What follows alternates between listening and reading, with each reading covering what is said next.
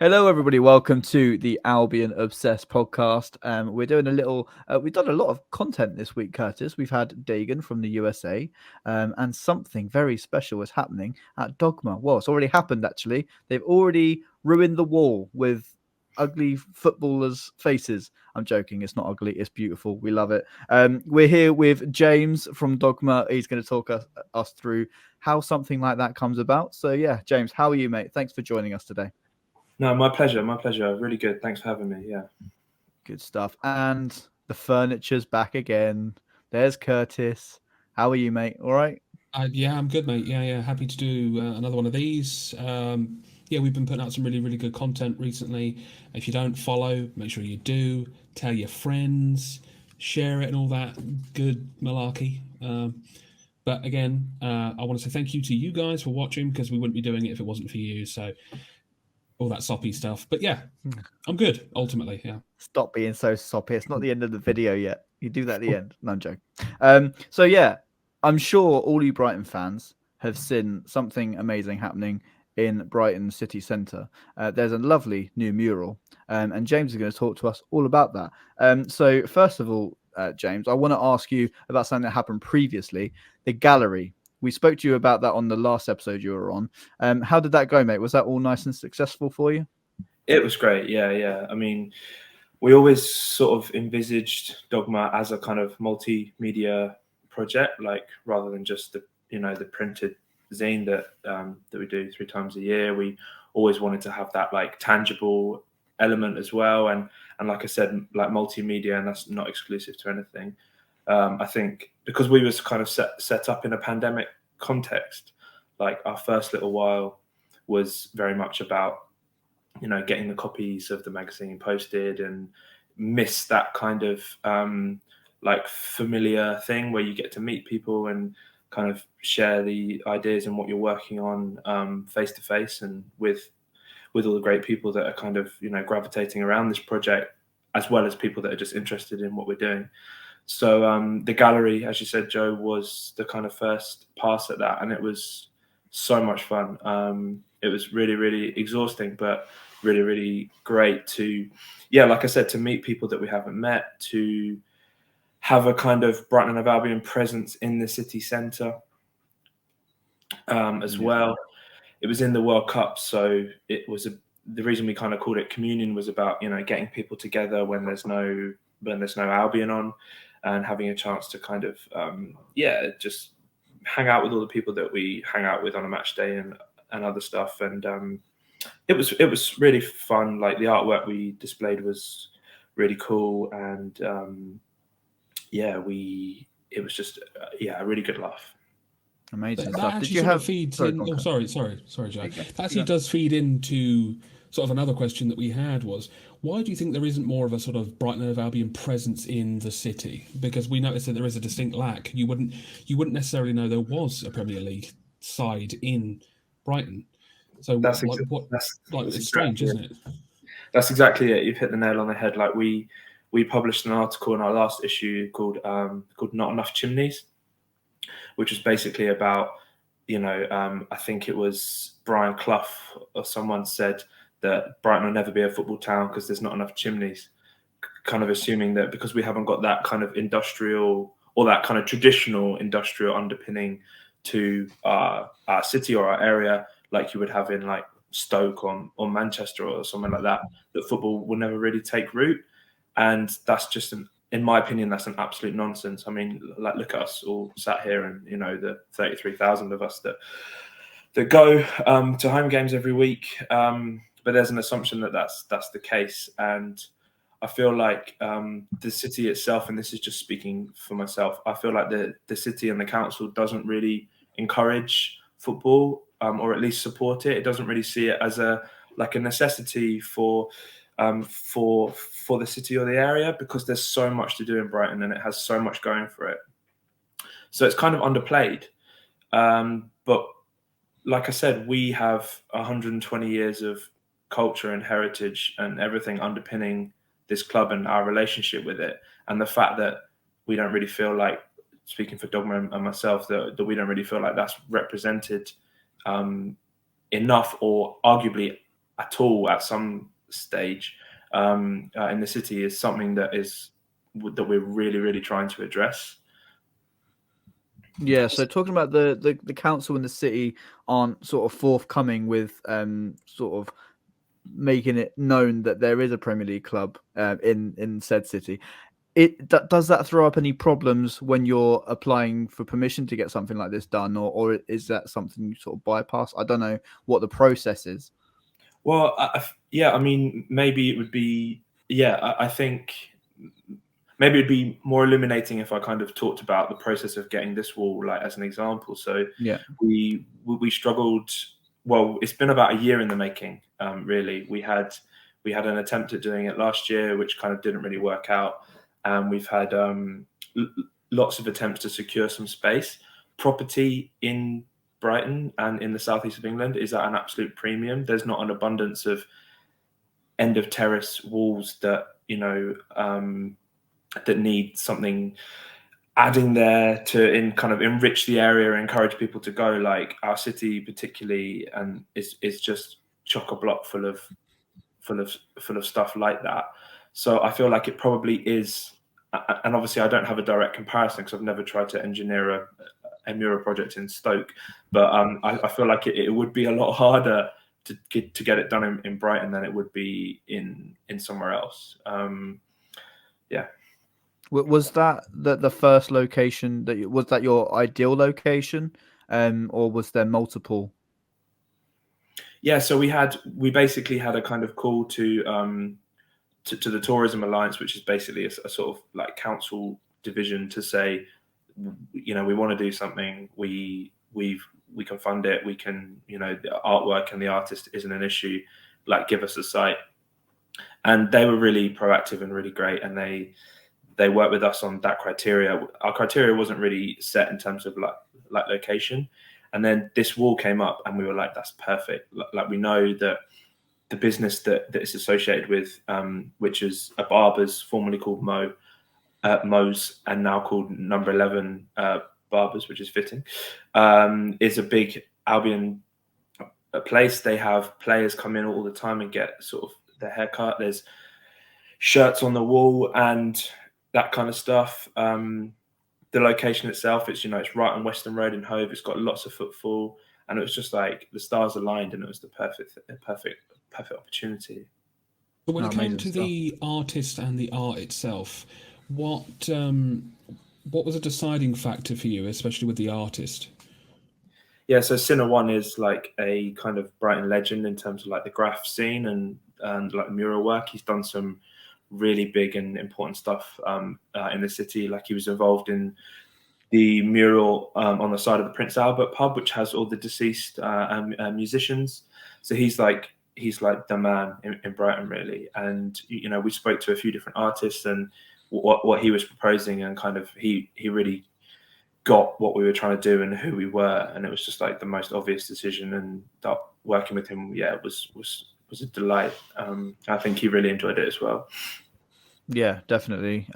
So there's 5 players on the mural, if I'm not mistaken. Now, obviously, I read the Argus article, and you mentioned the obvious choices would have been Matoma, McAllister, given their global outreach. But you've chosen, of course, the captain, and a couple of others. What was the deciding factor between what players you were going to include on there? Yeah, so from our perspective, it was about kind of appreciating the underappreciated in a way.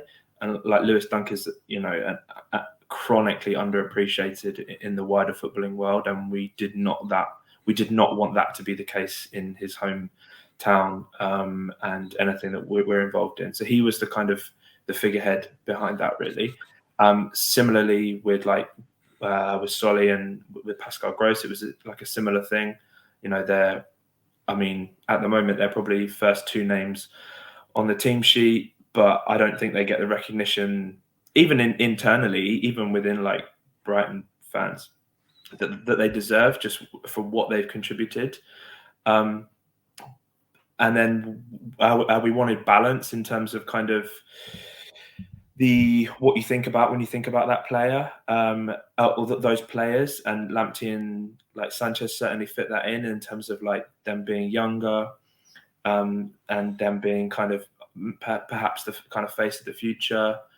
So that was really our kind of perspective on that. But then we had consultation with the designer, with Ian Budgeon, who designed it, and then with Cinnamon, the artist, to basically say like what works as a piece of art, like what has a nice balance, what's interesting to render, what will look good on a wall. And yeah, those 5 kind of, through that process of, you know, our input from the footballing perspective and their input from the kind of visual and art perspective, kind of landed on that composition. So I love that Solly's in there, because I've been Solly's biggest supporter for as long as I can remember, probably since he came through.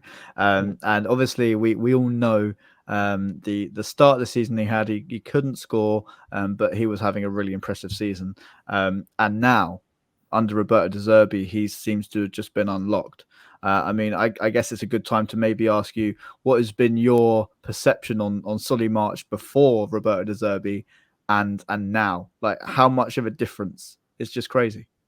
Yeah, for sure. I feel like going right back to the start of his career, like when he broke through, I think we were in the Championship, like he had this real kind of like aura and that kind of energy that comes with like one of those young players where you feel like they're capable, a bit like, I don't know, like Caicedo or someone at the moment, like you feel, or like Ferguson is probably a better example.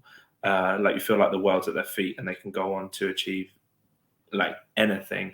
Particularly, you know, that was kind of compounded by the fact that he was local as well. So this kid playing this well, and he's from Hailsham, like what? It doesn't make any sense.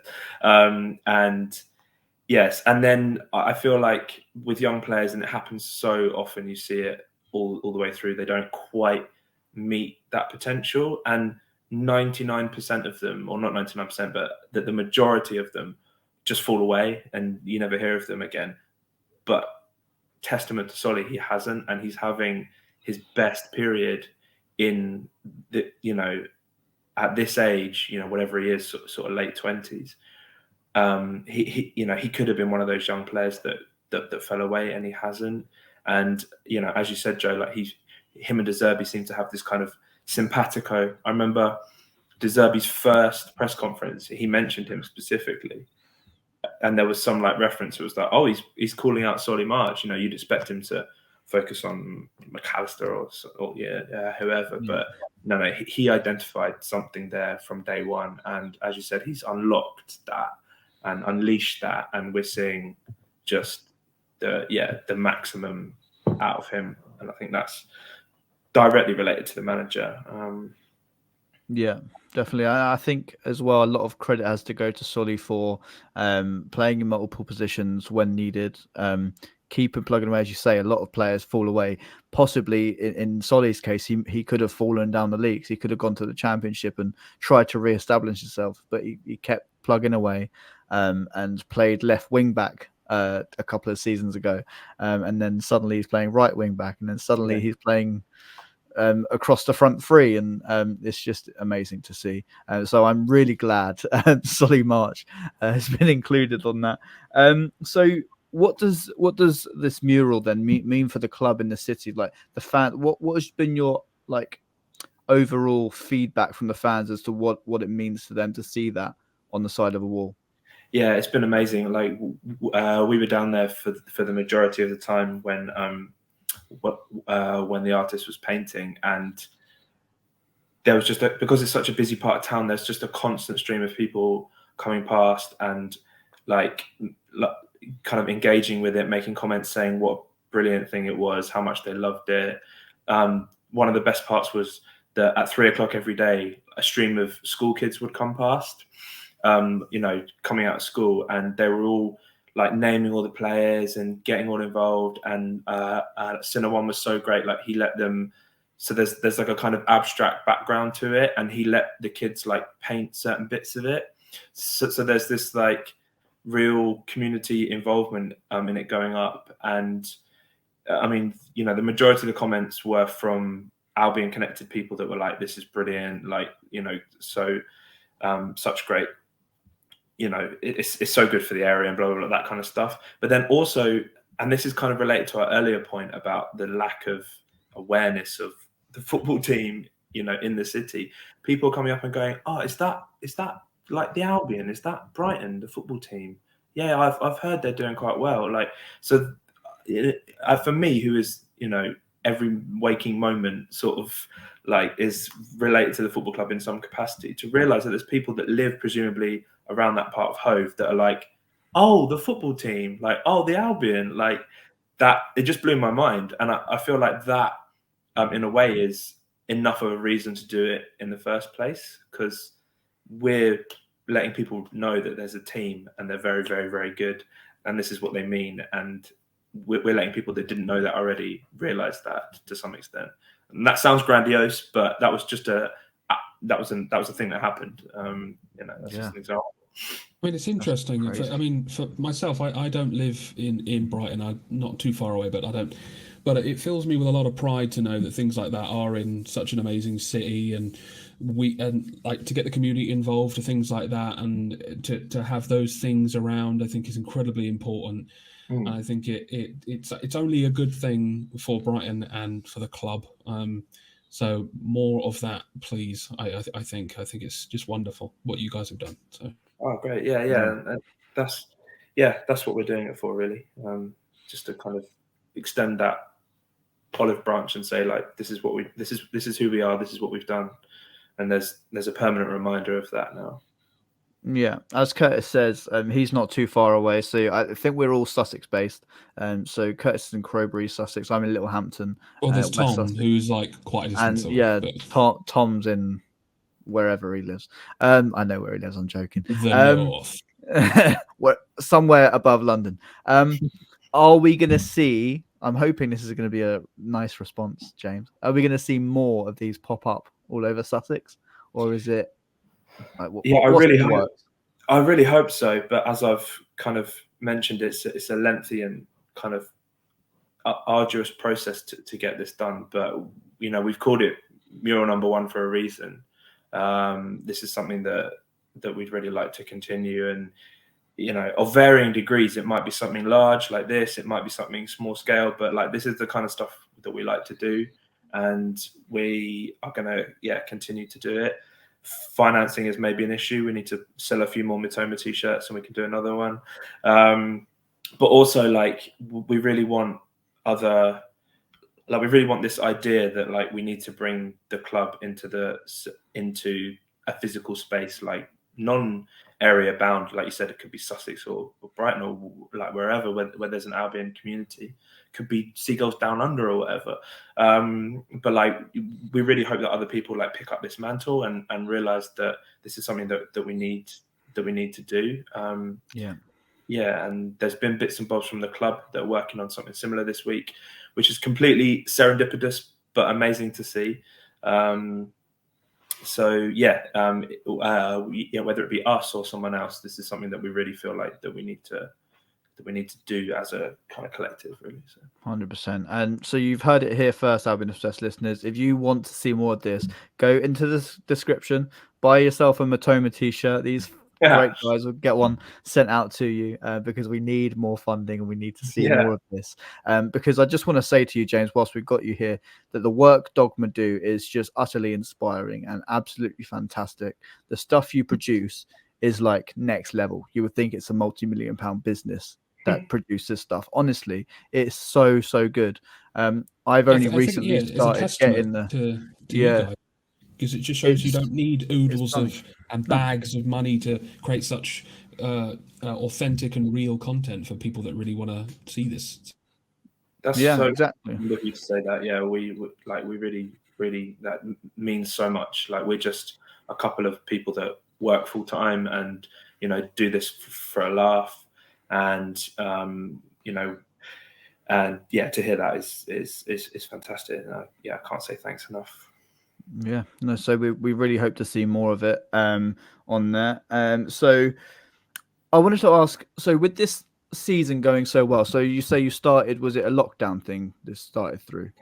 So it started in a pandemic context, so very much like kind of working on it by ourselves, or Parker, who's kind of set it up. And then the whole distribution model of post and all that was kind of also about kind of maximizing pre-game pub time, but also about it being the fact that we can see anyone and meet anyone. So yeah, it was set up in the pandemic. And yeah, so the question I have for you, James, was like, with this season going so well, obviously everything's open back up. It's been open back up for what, a year and a half now, with no government restrictions, blah blah blah.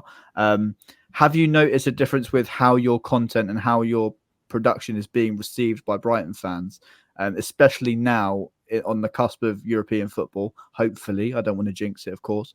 But is there a difference between, if the club's not doing so well, there's not much going on, and if we're being so successful like we are, it's a massive positive for you guys? Exactly, yeah. I feel like I had a really good conversation with one of the editors of Skies on Stripes, which was a previous kind of incarnation of a Brighton fanzine, and we were basically saying that each fanzine has served its purpose and kind of encapsulated a period of time, and Dogma has only been really around, even though we've all been fans for, well, in my case, 25, 30 years, and more than that. Dogma has only really been around since we've been on our most successful period ever.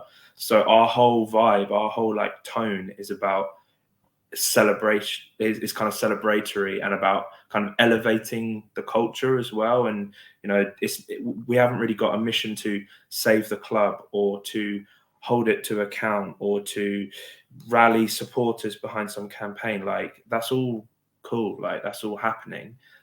So therefore our tone definitely is about celebrating and elevating and doing what we can to like kind of lift everything up.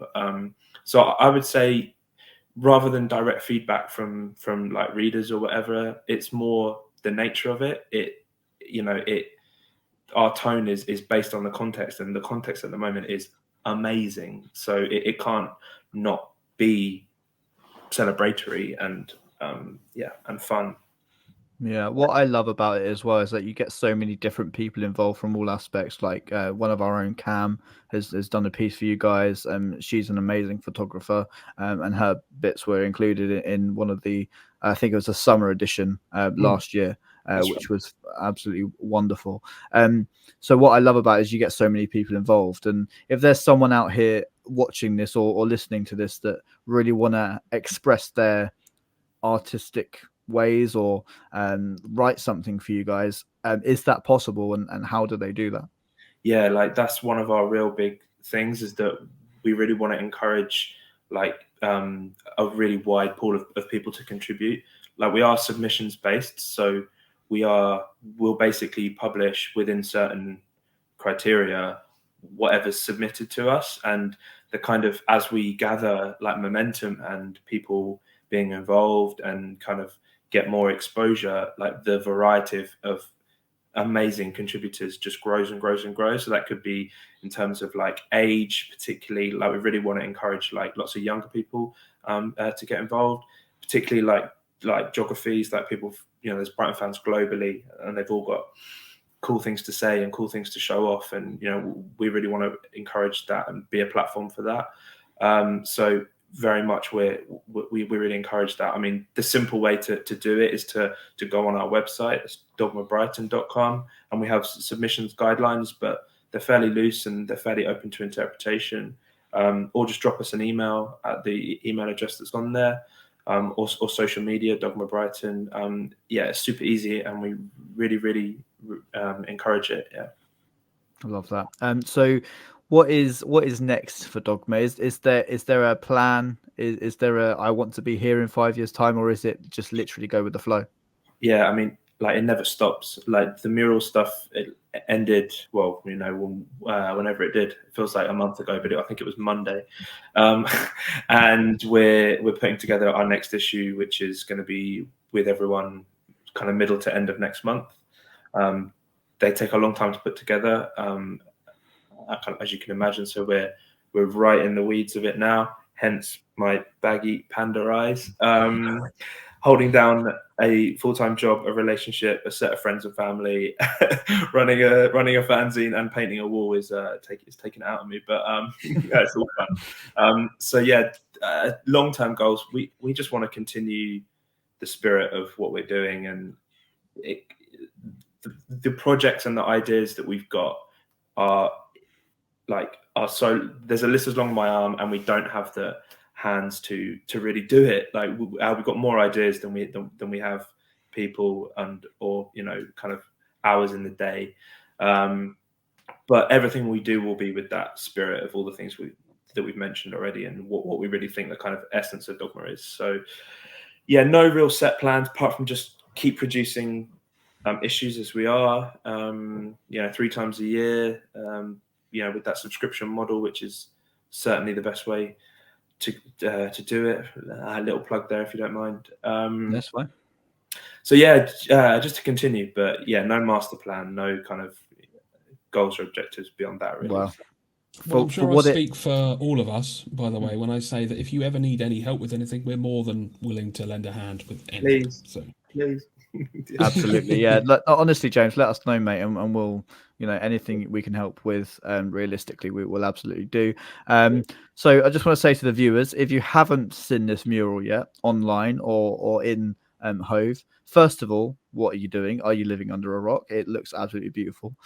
Secondly, I wanted to say the fanzines that Dogma produce. I've recently started subscribing to you guys at the start of the season, and what you produce is amazing, and also it's very, very reasonably priced for the content that you bring out. So anyone that hasn't subscribed yet, link in the description again. Go and get your subscriptions.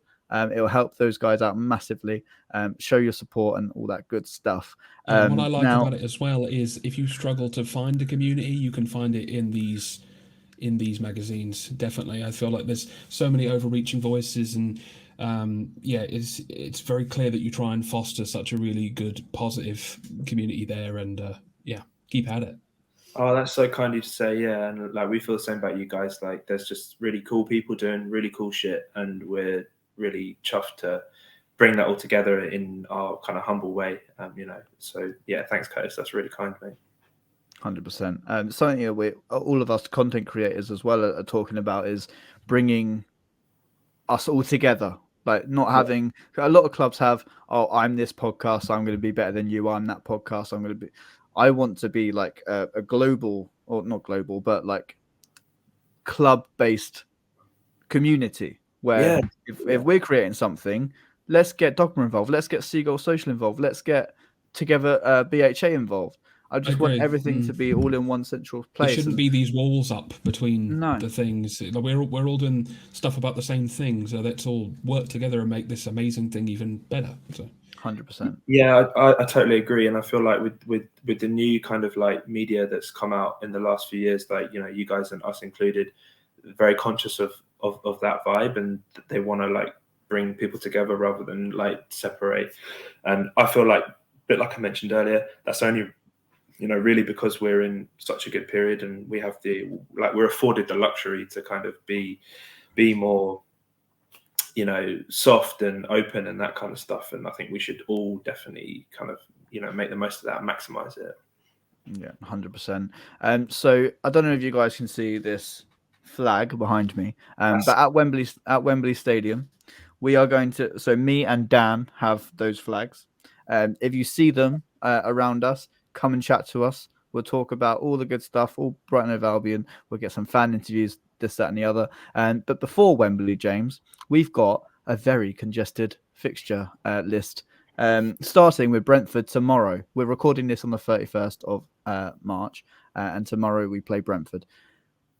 Are you feeling confident? Like the question I ask people is, this set of games, I think, could define the rest of the season. Yeah, that's it. Oh, that's exactly it's scary. It's such a flurry. Like, when was it? Was it the year we went up when we were in the Championship, and there was like Mad March or something where we won every game or something, and that was basically the defining period. I think you're absolutely right, Joe. This could be the equivalent. Like, there's so many games, and I'm so delighted that Wembley obviously is going to be an incredible day, but it's like there's almost too much to play for at the moment, and it's kind of stressful. And sort of, like silly stuff like Sarmiento got injured or something, and I was like, then I started having all these visions like, what if Matoma gets injured? What if, like that, something like that could happen, and then the whole thing's just like, Brentford tomorrow. Oh God, I feel like, and this might, I'm prepared to be shut down with actual facts rather than just like feelings in the pit of my stomach. But I feel like we don't really ever do that well against them. Beat them at home, was it recently? Boxing Day last season, we beat them at home. That was it, yeah. They were going through a rough patch. Generally, like, we don't play that well against them. Similarly, Bournemouth as well. Like, I know we beat them. We definitely did beat them last time. And driving down to there on Tuesday will be fun. But I feel like they're two bogey teams. I mean, I think this every game, and then you remember that like Roberto De Zerbi's in charge, and he doesn't really give a fuck about any of that stuff, and we go and we do it usually, or that's been the form. Yeah, I mean, yeah. Sorry, go on, James. No, this is just my anxiety about it. I don't think it's ever I'm ever going to get over it based on any actual facts. So yeah, I mean, the main man that could change that would be Roberto De Zerbi, because I always label him as the mentality king. I don't think he's shut up about Charlton. I think he probably goes into every team meeting and starts the meeting with, "Hey guys, remember Charlton? That wasn't good, was it?" So, whether we should beat Bournemouth is another thing. It's the Premier League. It doesn't matter, as you say. That Tuesday night could go absolutely horribly, I'm exactly the same as you, James. I'm just a ball of anxiety about what's coming next, and we've got 7 fixtures in April, which is ridiculous for a squad of our size as well. Curtis, you are our resident optimist. Please inject some optimism here. Well, I was about to say, my opinion on this up-and-coming fixture. The only team I'm actually worried about is Brentford, to be honest with you. Like, I'm not that concerned with Tottenham, even. I mean, I know Brentford tomorrow will be a tricky one, but I will remain confident, as I like to do, because I have to, for my own sanity. But, yeah, why can't we get 3 points from it? Yeah, very true. Yeah. I'm having like the same sort of anxiety pangs that I was having before and during the Fulham game the other day, where like it's a similar kind of dynamic. Like, they're just behind us. It's kind of like, if you're slightly behind, to your point about Tottenham or someone, Curtis, like if you're slightly behind, there's like nothing to lose, and you're kind of like the upstart who can, like, gather that momentum. But it was the same with Fulham, that game was ridiculous. Let's talk about smash and grab. I really hope all their players and manager are banned for the foreseeable, because they deserve it. It's quite nice for a change to not be worried about what's going on below us. Worried about that drop, and we're worried about like, Manchester United did us a favour beating Tottenham. That thing. It's quite nice for a change. Must admit. Yeah, that is weird, looking at the top of the Premier League and being like, I actually care about a Man City result today. That's just absolutely nuts. But let's talk about that relegation battle. I know it's a little bit away from our main topic, which is Brighton of Albion, but it's something mental. Like 4 points separate bottom and 12th, and 12th of course is Crystal Palace. Could they get dragged into that? Could we see them go down? I hope so. I think I was kind of annoyed when they sacked Vieira, because although it was like funny and like happy St. Patrick's Day and all that, it was it was still like, now they'll probably just do their usual and get in like Tony Pulis or something, and like just keep their head slightly above water and live to fight another day. And they've done that. I mean, it was a hilarious appointment. I got a lot of time for Woy, but it's so funny, in the kind of their absolute continuing identity crisis of not knowing who or what they are as a football team. But I kind of feel like he might be the one that just gets them enough solidity and safety to to stay up, which would be really annoying. But well, you know what they've got to do, James. They've got to channel the energy that got them here. Exactly. So whatever the fuck that I don't know what that means. But yeah, but I don't think Roy Hodgson's got much energy to channel anymore. Maybe just into watching Countdown and doing the crossword. But yeah, have you guys seen that meme of the grandpa that's eating the paint because he thought it was yogurt? Yeah, that comparison to Roy Hodgson had me almost on the floor crying. Yeah. So, yeah. But like to your point, I mean, it's crazy when you look at the table. I mean, and thank God we're not in that mix for the first time since normally we're used to that dynamic, and I think this year would be an incredibly sweaty experience for the rest of the season. You know, if we were one of those unlucky 8 or whatever it is. Yeah. I mean, how many points are we on now? We are on 42, isn't it, or something? Am I wrong? Hold on. 42. You're correct, Curtis. Absolutely. So we're safe. We're safe. That's good. Yeah, we're staying up, guys. Yes. That's a funny thing too, as well. That a lot of the fan base is saying it will be a failure of a season if we don't make Europe. You know, which is a mad thing. And like, I get the point and everything, but the fact that we're floating above that top 10 thing it's a successful season for me. You know, just saying. I mean, you asked me that the other day, Curtis, on the podcast with Dagan that we did, and I answered that yes, it would be a failure, but my answer was based on the fact that Roberto De Zerbi has it as a target, and so did the players. So I feel like if the players and Roberto De Zerbi see the season as a failure, so do I. I mean, hearing Dunk say an interesting concept. Hearing Dunk say it might be his only opportunity to play European football, I was like, oh, we have to get it. We have to get it now. Yeah, I was like, we've got to do it for Dunk. Well, it's all in Brighton and Hove Albion's hands, and we know how that can go.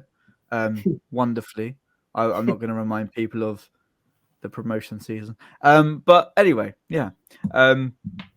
I'm going to stop talking about Brighton now because my anxiety is getting absolutely ridiculous ahead of tomorrow.